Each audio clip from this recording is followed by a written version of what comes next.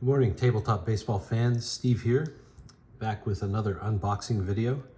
I guess this one could be called Authentic. I'm gonna pretty much jump right into it, but I'll make a few comments along the way. First of all, unlike some people in our hobby, I am trusted with sharp implements. I did not take the advice of someone recently that I should just bring out the big guns and open this up with my bare hands. I think those days are over. I did grow up on a farm when I was a little bit more physically fit, but rolling dice just doesn't do it anymore. So here we have a nicely packaged box. This is something I bought off of an auction site, which shall remain nameless. Apologies to you folks if you were bidding against me on this. But here we have a Longball Baseball Game, and this was issued by a company called Score. This game actually went back and forth between two different companies, and this was the period of time when Score ran it. It's a very heavy box. It's very densely packed, apparently. And this game, Longball, I would describe it as a marriage of stratomatic and apba. And I did a lot of work on this game a few months ago.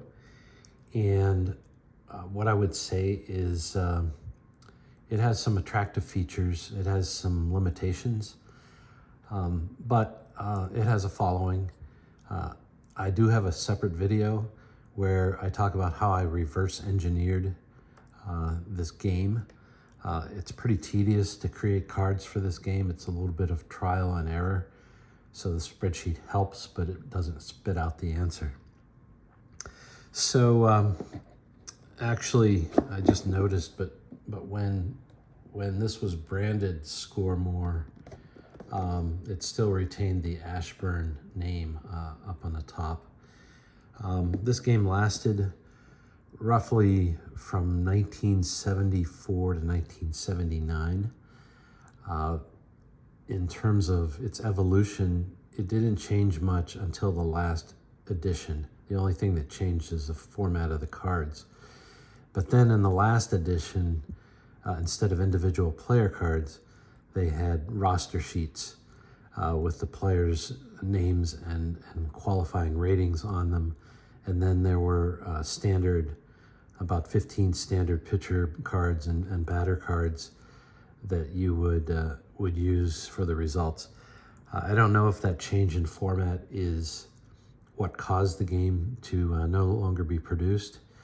I haven't tried actually playing it. I did do an unboxing video where I bought a version of that. But I think two things about that last version. One is they definitely added some good refinement to the ratings that wasn't there before.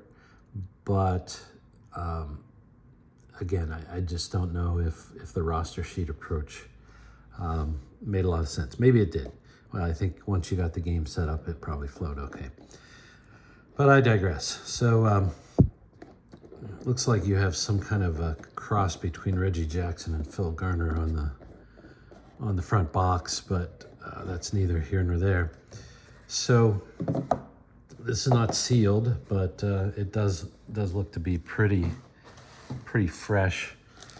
One thing about this game is they used 2 D8 dice. These are actually large D8 dice.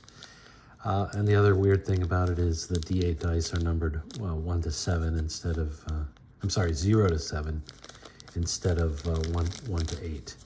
So, and it looks like there's 3 little markers, which would be for the base runners, and actually 4 markers.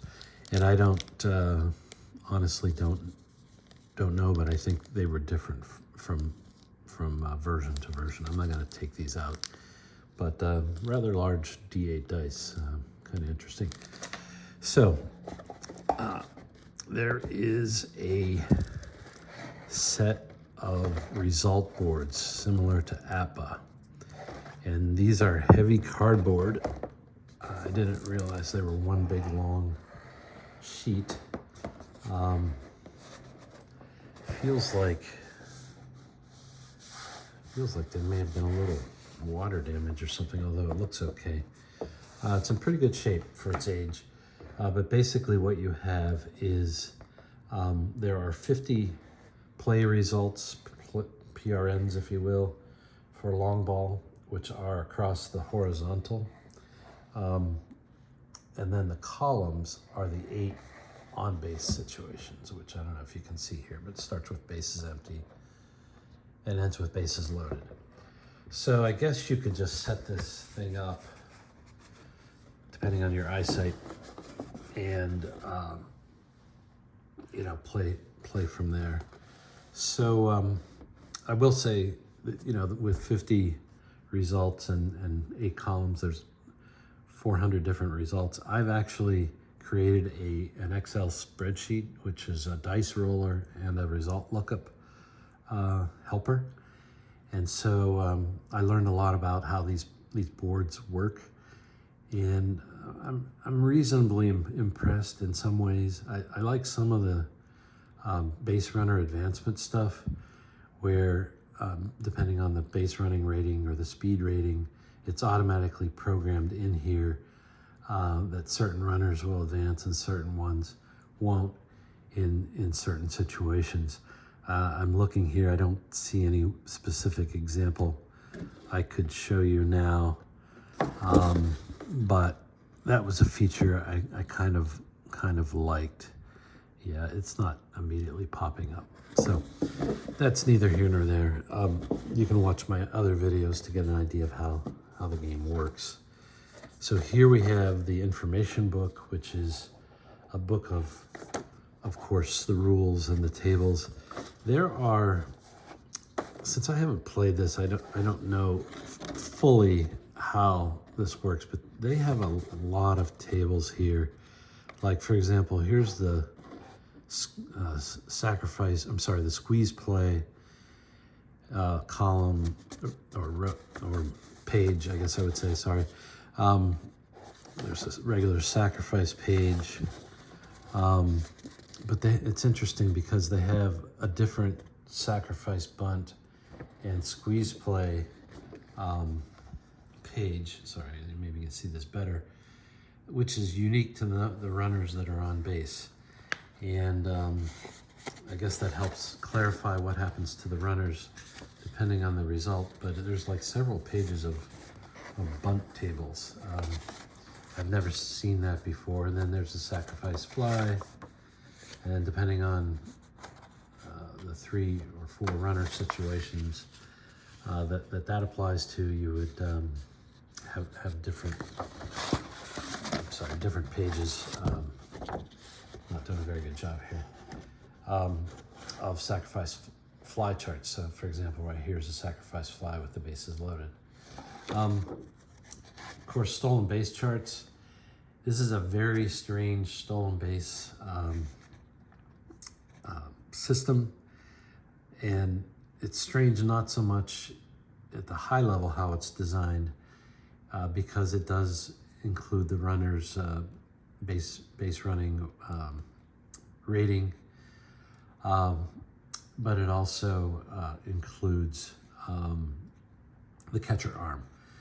But the way they blend them together into this this chart, especially with the headings, is very, very complicated to understand. I think I sorted it out. The other unique thing about this game is they do have rundowns occasionally. It's kind of a unique feature. Again, I don't want to go too deep into this. This is just an unboxing. So here is a score sheet, blank score sheet, which is pretty straightforward, I would say. Nothing too special about that. For purposes of today, there's a nice playing field, although it's kind of a thin, semi-glossy cardboard. Let's see, there we go, maybe that's the best. And so, pretty standard stuff there. More score sheets, all blank it would appear. A lot of times you get these games and the score sheets are filled in by somebody who tried to play the game. Usually they play the game a couple times and then they're done, unlike us. There was a roster sheet with the players, and I'm sorry the focus is not good today here, but one thing about the long ball rosters is, let's say they came out with the game in 1974, which they did. The roster would be based on stats for 1973, unless the person was a rookie. But the roster made an attempt to track the off-season moves. So if somebody moved teams in the off-season between 73 and 74, the 1974 roster sheet would have them on their new team, if possible. So a lot of familiar names if you like vintage baseball. I'm trying to think of a good example of that. I think it happened maybe with the Reds and so on. So here we have the beauties. We have the actual playing cards, and they are uncut, unseparated, if you will. And so they had a nice long ball logo on the back.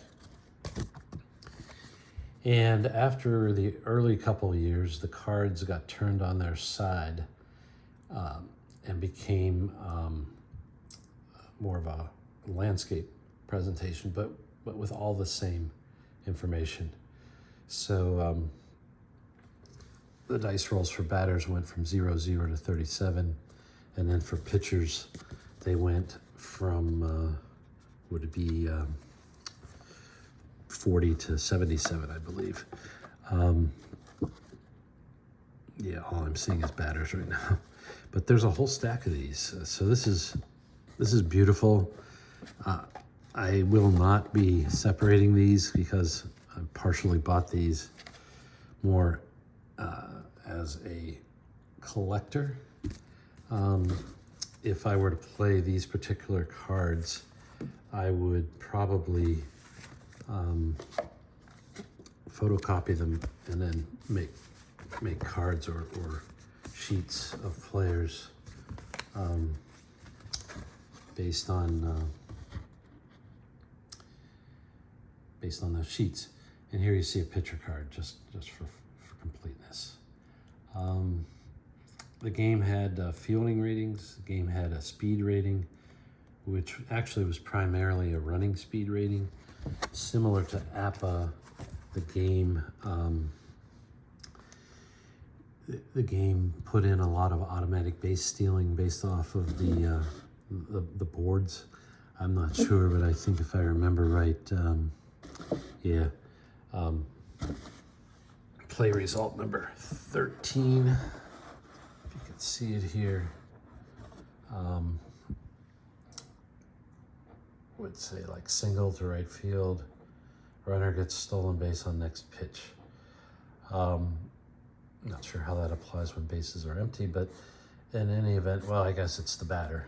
Once he gets on base, then he can steal right away the next pitch, and there's no option, if you will. Other times there's options. So when I'm carding players, it took me a while to figure this out, but high stolen base people will have singles that are number 13 as opposed to, other types like anywhere from 8 to 11, or I'm sorry, 8 to 12. So yeah, this is pretty much intact. I almost separated one of the cards when I was pulling the teams out. God forbid I put my financial health in danger by separating some of the cards. But this is a beautiful example, It's a decent game. It's not great, but it has a following. This is another example of a card. The question is, what year does this game relate to? And I think the only way I'm going to be able to tell that is to study this roster. I think when it was sold, it might have had a date in like 76 or 77. And so I'm going to use that to try to determine the answer to that question. The other possibility is to know is A, which year's Scoremore was involved, and then B, whether there's any kind of copyright date on the instructions, which I am currently not seeing. So, yeah, that's it. I'm not going to belabor this much longer. But I just wanted to show you what I got. I'm most interested in these dice. They changed the dice a little bit for the 1979 version. I think they were smaller. And in the game I bought, one was missing, so I actually ordered up a special replacement for it. But yeah, very, very interesting. So that's it for this morning. I'm not going to belabor this much longer. Went on too long already, probably. Thanks for listening. Take care. Bye.